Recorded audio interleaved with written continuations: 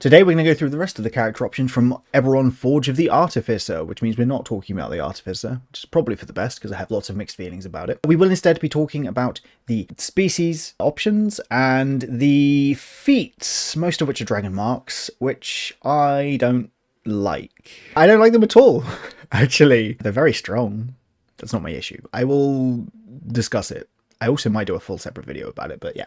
For today, we're going to go through the options and take a look at them all and just sort of see how they all stack up. This chapter kicks off with a brief description of what the Dragonmarks are, how they evolve over time, if they evolve over time, and also some of like the background, and then you've got the backgrounds which talk about how you'd get them, what Dragonmark feats you would have, if any, and so on and so forth. The vast majority of these are Dragonmark based and also give you a bit of information regarding how you could play that background, which is cool. You know, we like that. Let's go over the species options. We have Changeling, which is your shapeshiftery boy. Fey creature, which is fun because it means control, dominate person. Doesn't work because you're not humanoid.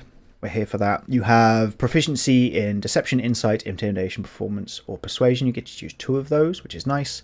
You can completely change your appearance and your voice, determining all of the specifics. You can be medium or small when you're doing this, and you can look at as another playable species, although your stats don't change. You also have to have the same basic arrangement of limbs that you currently have, and you can't duplicate the appearance of an individual you haven't seen. It also gives you advantage on charisma checks when you're shapeshifted. Just all of them, which is fascinating. So yeah, that was easy. Kalastars are cool. These are created from the union of humanity and renegade spirits called Quarry from the Plane of Dreams. Kalashtar appear human, but their spiritual connection affects them in a variety of ways. They have symmetrical, slightly angular features, and their eyes often glow when they're concentrating or expressing strong emotions. Kalashtar can't communicate directly with Quarry spirits, but instead might experience them as a source of instinct or inspiration, drawing on the spirit's memories when they sleep. The connection grants Kalashtar minor psionic abilities, as well as protection from psionic attacks. You are an aberration, which is really cool. It's lovely to have an aberration as a playable species. You get advantage on wisdom and charisma saving throws, which is great. You have resistance to psychic damage, which is also great. You have telepathy with a range in feet equal to 10 times your level, which is amazing. You can do this to talk to any creature, and you can also use a magic action to give the creature you're talking to the ability to talk back for an hour, which is amazing. And you can't be the target of the dream spell. In addition, you get 1 proficiency of any skill of your choice every long rest. You get to change that. Kalashtar are really strong. It's really cool. We then have Khoravar. We'll go for Khoravar. These are descended from humans and elves and have developed their own communities and traditions in Khoravar. The rise of House Lyranda and House Midani has strengthened this identity. Members of these communities call themselves Khorvara, an elvish term meaning children of Khoravar, as they dislike the term half-elves. Congrats, we have half-elves. Right, they espouse the idea of being the bridge between, believing that they are called to facilitate communication and cooperation between different cultures or species. Those who follow this philosophy often become bards, diplomats, mediators, or translators. Others, fascinated by the distant connection to the Fae, seek to build bridges between the material plane and the Feywilds of Thalas. These can occasionally cause them to become druids or warlocks with arch-Fae patrons. These are humanoid creatures, 30 feet speed. I didn't even bother mentioning the 30 foot speed of everyone else. They have dark vision of 60 feet, advantage on saving throws to avoid or end the charmed condition. You gain the Friend's cantrip. However, whenever you finish a long rest, you can choose any cantrip from the Cleric, Druid, or Wizard spell list. You can use Intelligence, Wisdom, or Charisma for the spellcasting of that cantrip. That's really, really good. When you fail a saving throw to avoid or end the unconscious condition, you can choose to succeed instead. You can only do this again after finishing 1d4 long rests. And you gain a proficiency with a skill or tool, and again, this can be changed on a long rest, which is cool. So it's again, another solid combination of abilities. The cantrip of effectively any spell list is very good. Shifters, sometimes called were-touched, descend from people who contracted full or partial lycanthropy. Humanoids with a bestial aspect, but not tabaxi somehow. Shifters can't change shape fully, but can enhance their animalistic features temporarily in a process they call shifting. Shifters resemble humans in height and build, but are typically more lithe and flexible. Their facial features have a bestial cast, often with large eyes and pointed ears. More shifters also possess prominent canine teeth.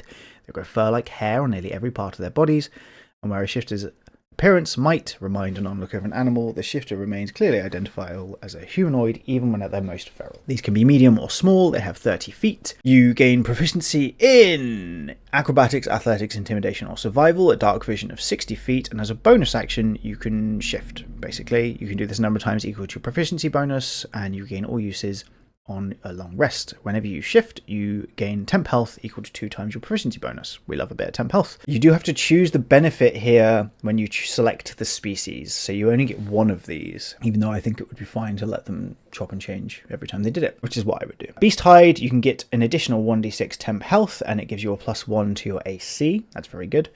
Long Tooth, you can use elongated fangs to make an unarmed strike. This follows the same rules as the Bite from Astarian's Book of Hungers and the Dampier, which means that you can't do monk stuff for it. 1d6 plus your strength mod. Swift Stride gives you an extra 10 feet of movement, and you can move 10 feet as a reaction whenever a creature ends its turn within 5 feet of you, which does not provoke opportunity attacks. And Wild Hunt, you have advantage on wisdom checks. Additionally, no creature within 30 feet of you can have advantage on an attack roll against you unless you have the incapacitated condition. The transformation only lasts for a minute, so this isn't something you can just have on all the time. This one's like cool. It's a cool concept, but I think it's executed poorly. I do think being able to shift between these would be perfectly fine, I think, personally. Warforged are mechanical beings built as weapons to fight in the last war. An unexpected breakthrough produced sentient beings made from wood and metal that nevertheless can feel pain and emotion. Man, that's rough. Warforged comprise a blend of organic and inorganic materials. Root-like cords infused with alchemical fluids serve as their muscles, wrapped around a framework of steel, darkwood, or stone. Armoured plates form a protective outer shell and reinforced joints. The more a Warforged cultivates their individuality, the more likely they are to modify their body, seeking out an artificer to customize the look of their face, limbs, and plating. You are a construct. You can be medium or small. You get resistance to poison damage and have advantage on saving throws to avoid or end the poison condition. You get a +1 to your AC. In addition, any armour you donned can't be removed against your will while you're alive. You don't need to sleep, and magic can't put you to sleep. You can long rest in 6 hours. I believe it used to be 4 hours. You don't fall asleep during those hours, but you can't move either. You gain skill proficiency with 1 skill and 1 tool, and you can't be exhausted from dehydrating, not eating, or suffocating. It used to be, I believe, that you didn't have to eat, drink, or breathe. Now you just don't get exhausted from those things, which is a deeply confusing way of phrasing the exact same ability functionally. Yeah, mostly I like the species updates, but yeah, I don't know, man. Right, on to the feats. Okay, I'm going to make this more efficient to stop me having to read all of these in as much detail as they can. I'm going to use some shorthand after the first couple, okay? Bear with me. Technically, these can all only be used in an Eberron campaign, and you can only have 1 Dragonmark. When you fail a con save, you can take a reaction to roll 1d4 and add the number to the save, potentially turning the failure into a success. Once you've used this benefit, you can't use it again until you finish a long rest. It also gives you 1 cantrip of your choice from the Sorcerer spell list, and you can also get a level 1 Sorcerer spell from that list. You always have that spell prepared. You can cast it once for free, and you get that back on a short or long rest. You can also do this using your spell slots, but Constitution is your spell casting modifier for this spell. Also, when you cast the level 1 spell from this feat, you can expend 1 of your hit dice and roll it. If you roll an even number, you gain temp health equal to the number rolled. If you roll an odd number, 1 creature within 30 feet of you takes force damage equal to the rolled. This used to grant the chance to get an epic boon every time you leveled up, a cumulative 10% chance, I believe it was, which means that this is just worse, objectively. But it also used to take 1d8 off of your health, or 1d10, I think, off of your health. Your maximum health total permanently. Yeah, this is worse than the previous version. It's interesting enough. As an origin feat, it's also the only one that I don't think messes with the way the game should be played, which isn't something you'll hear me say very often. Right, I'm going to go over Mark of Detection, and then I'm going to do shorthand for the others, because these are all very similar. They just have slight tweaks to everything, okay? So this has the same restrictions. It has to be an Eberron campaign. You can't have another Dragonmark feat. There is no reason why I would generally not let players take these feats in a different campaign if I liked these feats, but I don't, as I will explain once I've gone through the first one. I'll go through all of them and then I'll explain why. See if you can guess by the time we get to the end of it, I guess. You get Deductive Intuition. When you make an investigation or insight check, you can roll a d4 and add the number rolled to the ability check. You always get the Detect Magic and Detect Poison and Disease spells prepared. You can cast each spell once without a spell slot. You would gain the ability on a long rest. You can also cast these with the appropriate modifier at level 3. You also get Spell of the Mark. If you have the spell casting or Pact Magic feature, the spells on the Mark of Detection spell list are added to your spell list. This one gives you Detect Good and Evil, Identify, Detect Thoughts, Find Traps, Clairvoyance, Non-Detection, Arcane Eye, Divination, and Legend Lore. Right. Mark of Finding gives you a Hunter's Mark spell, and then at level 3 you get Locate Object. And the spell list this time is Fairy Fire, Longstrider, Locate Animals or Plants, Mind Spike, Clairvoyance, Speak with Plants, Divination, Locate Creature, Commune with Nature. Mark of Making. When you make an Arcana check or Artisan's Tools, you get your 1d4, gives you the Mending Cantrip and also the Magic Weapon spell, which is pretty darn cool. You don't get anything at level 3. This one just doesn't give you a level 3 spell for some reason, which is interesting. You then get the spells Identify, Tensor's Floating Disc, Continual Flame, Spiritual Weapon, Conjure Barrage, Elemental Weapon, Fabricate, Stone Shape, and Creation. I think that's a really solid list. Mark of Passage gives you an extra 5 feet. Also gives you a bonus to your Athletics and Acrobatics checks. Also gives you the Misty Step spell. You get Expeditious Retreat, Jump, Find Steed, Pass Without Trace, Blink, Phantom Steed, Dimension Door, Freedom of Movement, and Teleportation Circle. Scribing gives you benefits to your History and Calligrapher Supplies checks. You get the Message Cantrip and the Comprehend Languages spell. You also get Magic Mouth at level 3. Then your spell list is Command, Illusory Script, Animal Messenger, Silence, Sending, Tongues, Arcane Eye, Confusion, and Dream. Sentinel gives you Insight and Perception boosts. It gives you the Shield spell prepared. And if a creature within 5 feet of you is hit by an attack roll, you can take a reaction to swap places with that creature so that you're hit instead.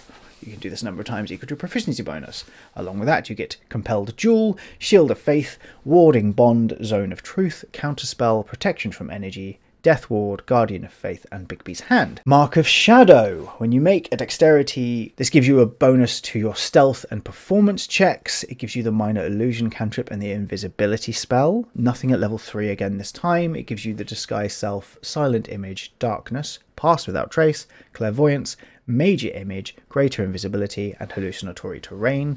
And Mislead. Mark of the Storm gives you a bonus to your acrobatics checks and your navigator's tools. It gives you resistance to lightning damage, gives you the Thunderclap cantrip. At level 3 you get access to the Gust of Wind spell, and you get the spell list of Featherfall, Fog Cloud, Levitate, Shatter, Sleet Storm, Wind Wall, Conjure Minor Elementals, Control Water, and Conjure Elemental. And finally, for the Origin feats, when you make an investigation check or Thieves Tools, you get your thing. You get the Alarm and Mage Armor spells always prepared. At level 3 you also get Arcane Lock, and then you get Armor of Agathis, Sanctuary, Knock, Nistel's Magic Aura, Glyph of Warding, Magic Circle, Leomund's Sacred Chest, Mordekainen's Faithful Hound, and Anti-Life Shell. These are all incredibly strong feats as long as you are a spellcaster. If you are not a spellcaster, you are missing out on a substantial portion of the feat's power, and I think that is bad design. I also think casters don't need the buff, especially as we've just had circle casting, and I also think giving spellcasters who wouldn't normally get access to these spells in an origin feat instead of in a subclass takes all of the specialization and the whole point of choosing a spellcaster class, at least, out of the equation. It means everyone can be a generalist, and I think that is very bad design. If you're playing a 2-person party, then having these is completely viable, because that way you guys can cover all the bases and there's not an issue. If you're playing in a 4-person party and you have a cleric and then you have a wizard who takes the Mark of Healing, they're going to be just as good at healing as you are, if not better, because they're a wizard and they're just really good at casting spells. You give this to a sorcerer and you give meta magic options to Prayer of Healing or any of the other options here, and it's really stupid. I do not think that these are well designed feats. I think they are incredibly cool. I think they're very powerful, and I am super tempted to allow them just so I can take them in my games. I have, as it stands, banned all of these from my games. And it's not just me. The other 2 DMs in my group have also done the same. I don't want to do that, and it's not because of the power level. It's because it makes the design choices and the build less interesting and less specific, and that is boring to me. Yeah, that's pretty much my thoughts on why I don't like those. Should we go to the general feats? The general feats are all general upgrades to the marks again here. So Greater Aberrant gives you an increase to your con. It lets you roll a 1d6 instead of a 1d4 for the bonus. That's the same for all of them, so I'm not going to mention that again.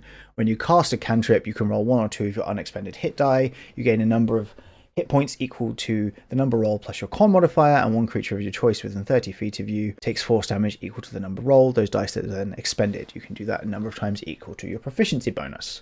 Greater Mark of Detection is any score of your choice, and then when you use magical detection to cast the invisibility, you can choose a creature within 30 feet of yourself which also gets that ability. Finding any score. When you cast Hunter's Mark, the range of the spell is doubled and can be modified so the target can't benefit from the invisible condition for the duration. Rangers once again are losing out. Mark of Handling, any score of your choice. When you're mounted, immediately after you hit a creature within 5 feet of your mount with a melee attack roll, your mount can take a reaction to move up to half its speed, or take the attack action. Sure, why wouldn't it be able to do that? As a magic action, you exert control over a beast or a monstrosity you can see within 30 feet. It must succeed in a wisdom saving throw or have the frightened condition. You can do this a number of times equal to your proficiency bonus per long rest. Mark of Healing. You can now use Healing Touch benefit of your marking Healing to cast Cure Wounds without using a spell slot a number of times equal to your proficiency bonus. Additionally, when you cast Cure Wounds, you can treat any 1 or 2 as a 3. Sure. Hospitality. You can, when you cast Purify Food and Drink. Man, that's so weak compared to everything else we've talked about so far. When you cast Purify Food and Drink, you can modify it so that you reduce each creature of your choice within 30 feet of you's exhaustion level by 1. They also gain temp health equal to your proficiency bonus plus your int, wisdom, or charisma modifier. You can only do this once per long rest. Greater Mark of Making 1. When you cast a magic weapon with that spell slot, you can cast it as the level 3 version, which means it's a +2 to the bonus. Sure. Mark of Passage. When you do the special Misty Step, you can also teleport 2 other creatures as well. Mark of Scribing. When you cast Comprehend Languages through the thing, you can modify the spell to encompass up to 3 willing creatures of your choice. For the duration, you can also communicate telepathically with these creatures. Mark of the Sentinel. When you use a Vigilant Guardian benefit of your Mark of the Sentinel feat, you can also make one attack with a weapon or unarmed strike. Sure. So you can swap. That's the one we swap places. You can also now punch. Sure. Mark of Shadow. When you use Shape Shadows, the Mark of Shadow to cast Invisibility, which isn't linked for some reason without a spell slot, you can use the level 3 version. Sure. Mark of the Storm. When you do your Gust of Wind, you also get a fly speed for the duration of the spell of 60 feet. Why not? Why not? Mark of Warding. When a creature makes an attack roll against you or a creature within 30 feet of yourself, you can take a reaction to impose disadvantage. You can do this a number of times equal to proficiency bonus. Gosh, that's boring. Potent Dragonmark. This one's really stupid. Potent Dragonmark. You always have all of the spells on the spell of your mark list, if any, prepared. You also get 1 additional spell slot to cast the spells granted by your Dragonmark feature. The spell slot's level is half your level, up to a maximum level of 5. You regain the expended spell slot when you finish a short or long rest. You can use this spell slot to cast only a spell that you have prepared because of the Dragonmark feat or the Dragonmark preparation benefit of this feat. So, to be clear, this gives you access to level 5 spells a level early, and that doesn't matter if you're a full caster, a martial, or a half caster. Paladins can now get level 5 spells at level 10. No, at level 9. At level 9, because you round up. Half of 9 is 4.5, you round up to 5. That's broken. It's just broken. I don't like it. If you've watched my third-party stuff and you've watched me talk about some of the really powerful stuff from those books and you're thinking, but Jason, you didn't complain when that stuff was broken. It's because it's not the de facto best choice. My issue with this stuff is that these all become like the best choices. If you play a spellcaster and you don't choose one of the dragon marks and then you don't choose the potent dragon mark specifically, you're making the wrong choice from a build perspective, at least in terms of combat mechanics. And I know that that's not how everyone plays D&D, and I'm genuinely overjoyed that that's the case, because we shouldn't all play D&D in the same way. I don't think that's necessary. But it makes me sad when there are options like this that are just correct. So, especially given the massively underwhelming stuff that we got in the Heroes of Faerun book. How is it that this is the same company that put out things where you can impose poison once per day with an attack on some of the feats there, and then you're getting access to entire spell lists now? If you take a Dragonmark origin feat and then you take Potent Dragonmark at level 4, you've gained a second subclass, basically, if you're a caster. And that sounds really hyperbolic, and I just don't think it is. I think it's just actually how that is. I just think it's dull. Speaking of stuff that's too powerful, boon of... This is the epic boon choice. You increase any ability of your choice up to a maximum level of 30, and then you can choose a level 8 or lower spell from the sorcerer list, or a spell from the Dragonmark spells table. I don't know why you wouldn't just take one from the sorcerer list. You always have the spell prepared. You can cast it once without a spell slot or spell components. You regain the ability to cast it when you finish a short or long rest.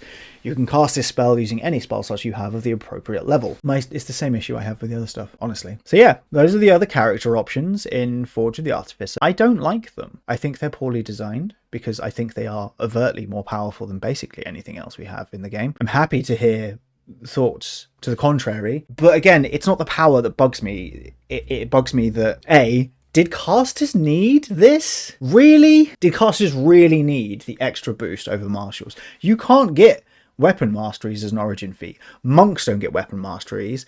Artificers don't get weapon masteries. Every class that uses weapons wouldn't hate having an extra weapon mastery or two, right? If you made an origin feat that gave you weapon masteries, I'd argue that's going to be the best choice for a lot of those other gish classes, or the martials that don't get them for some reason. It's the same thing with this. It encroaches on every spellcasting class by making them all stronger, and I just don't like that as a design principle. I like it when the classes feel distinct. I don't dislike the subclasses where you've got a druid who is cleric coded, or vice versa. I don't dislike that stuff, because it makes sense to have some level of crossover. It doesn't make sense to have some level of crossover as an origin feat, and especially if you take the potent Dragonmark. So, like the species options, I love, from a power perspective, I love the Dragonmarks as like a min-maxer. I will not use them in any of my builds. I will not. I don't think they're well designed. I think it's a poor design choice, and I think it makes the game less interesting. You can't shave all of the edges off of anything without ending up with a very boring sphere. Same in any game. Digital, physical, anything else. It's always the case. The edges are what makes these things look interesting. So yeah, those are my thoughts. Oh man, I really hope we get a new third-party book soon. I was so excited to read some first-party stuff for a bit, and I've just found it all frustrating for various reasons. So if you enjoyed this, do like and subscribe. I will be going over the remainder of the book in another video, which will likely be coming out Monday. If you enjoyed this, or if you share my pain, please like and subscribe, and I hope you have a wonderful time in the meantime, but I will see you next time. Do take care. Goodbye.